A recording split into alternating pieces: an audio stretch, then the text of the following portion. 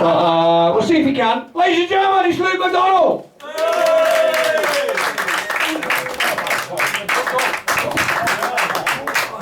Merry Christmas, Holly Bush, give me some energy. We're going to do a little warm-up for personal branding. I say Luke, y'all say man. Luke, man. Luke, man.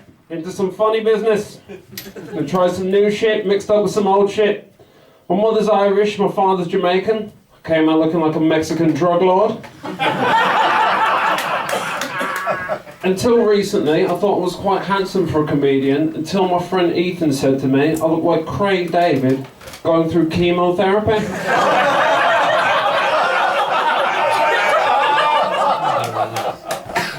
Recently there was a terrorist attack at London Bridge, popular terrorist attack spot. I work in an office, so I got like Indian homies, and whenever there's a terrorist attack, my Indian homies always say to our white friends trying to look cool, don't think I'm a terrorist just because I've got a beard. I'm going to blow you up. I'm like, Raj, no one thinks you were cool enough to be a terrorist. We will still be coming to you for all our customer service and technology needs.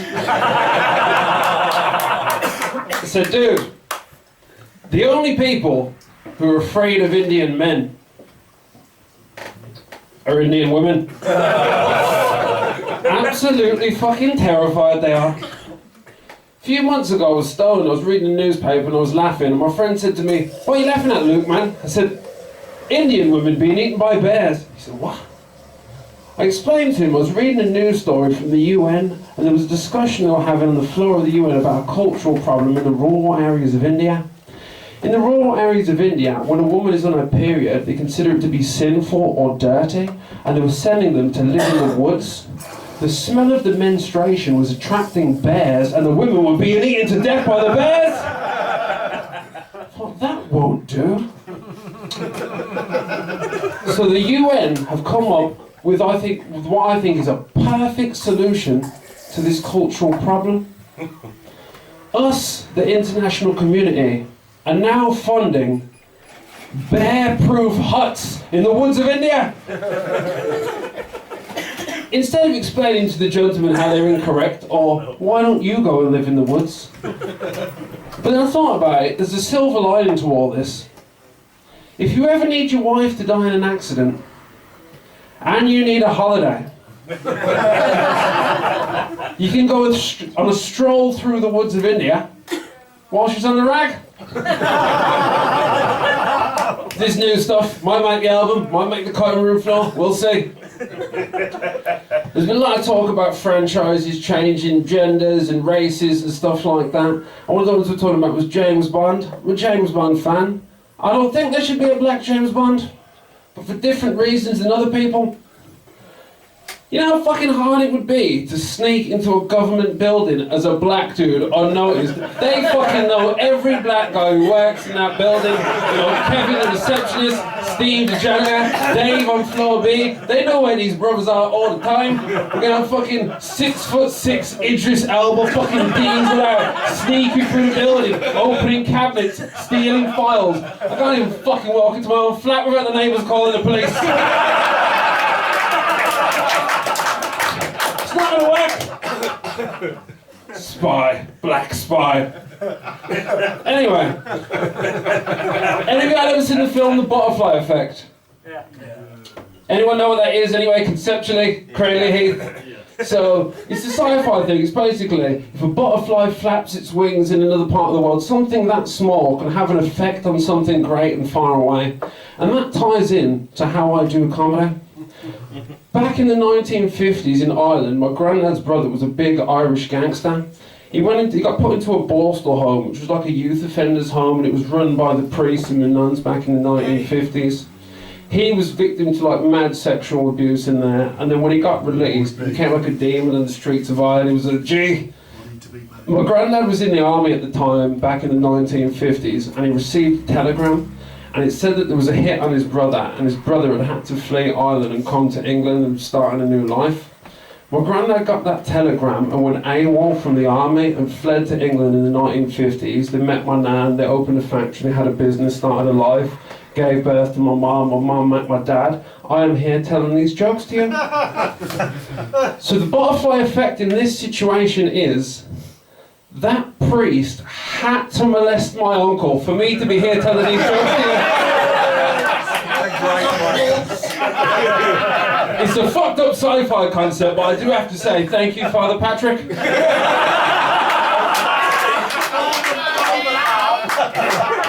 That's new.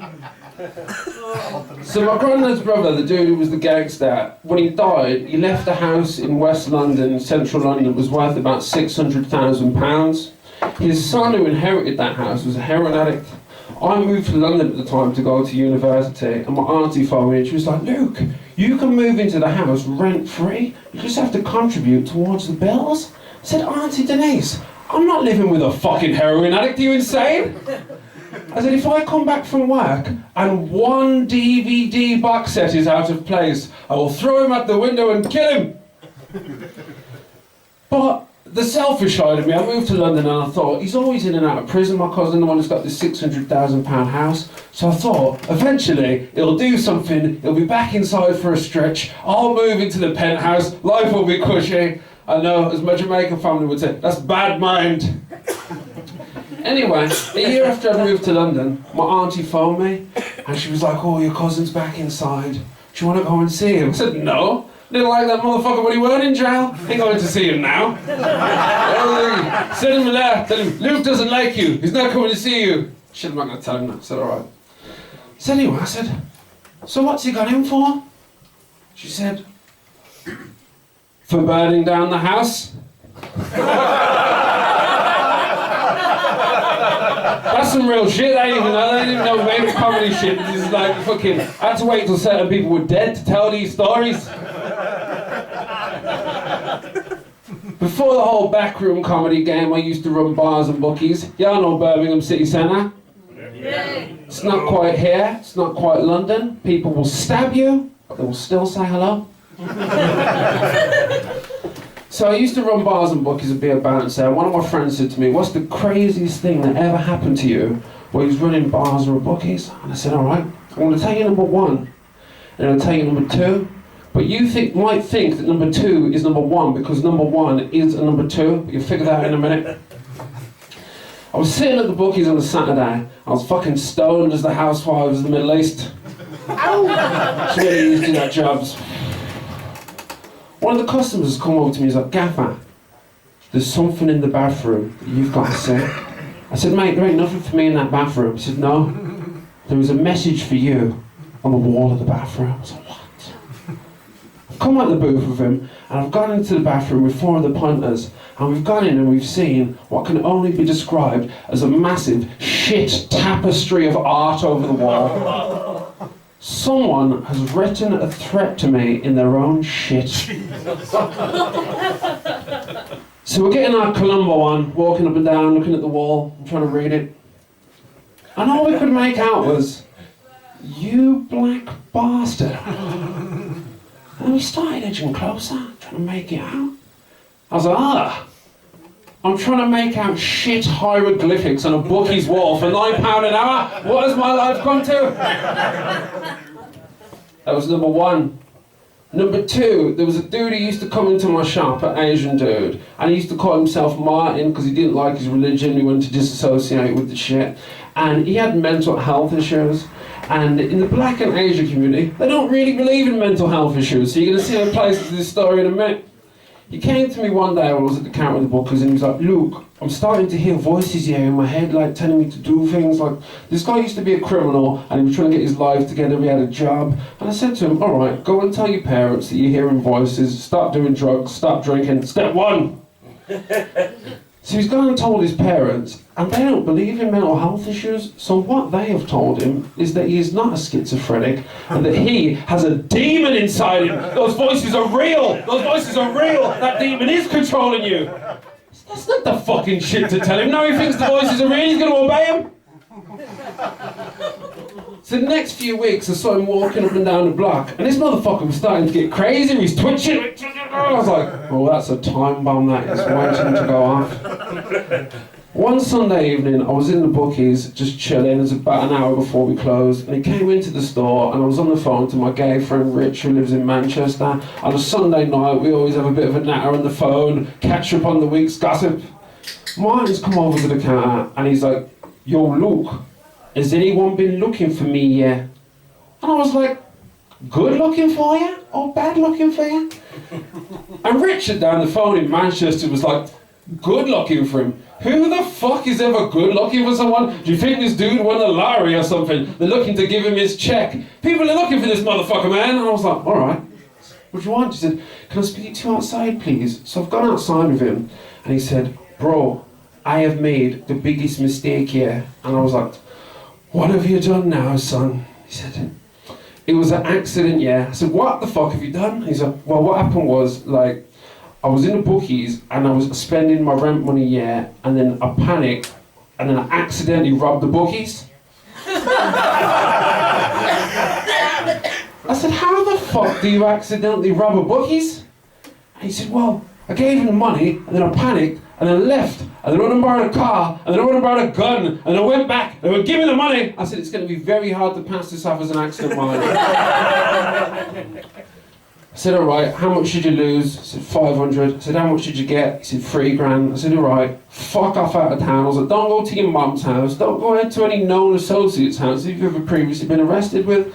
And the main thing about this, if you get caught tonight, you never spoke to me and I never gave you any advice.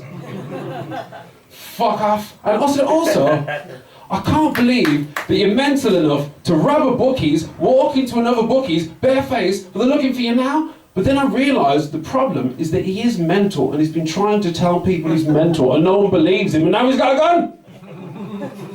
Fucking hell. Fuck off. Got back into the shop, into the back, start cashing up. Come back onto the shop room floor and he's in our bookies and he's putting the robbery money in our machine. And I'm watching him like, this motherfucker could just rob me now.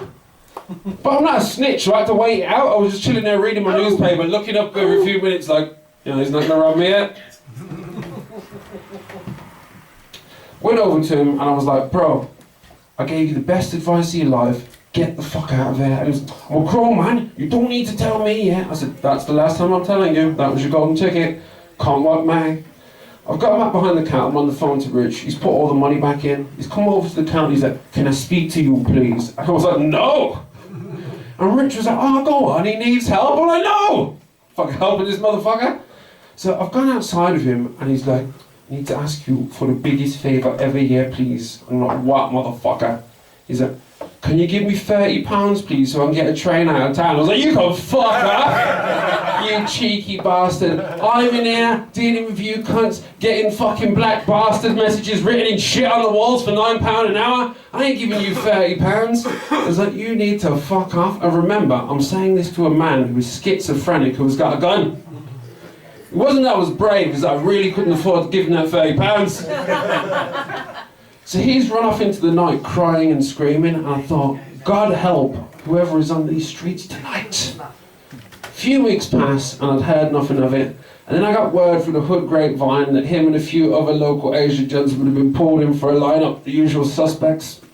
And by the grace of God, the witness to this armed robbery picked the wrong Asian dude.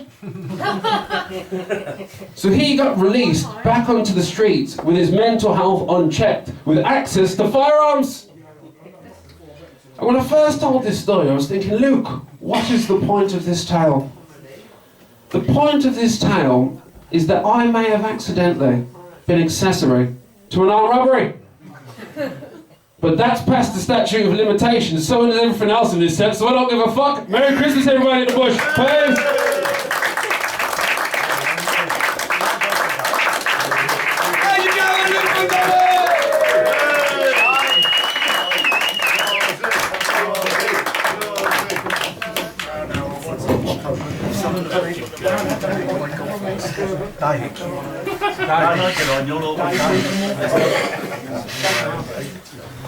Ladies and gentlemen, leave my dog. Let's bring a round of applause to Darren. Whoa.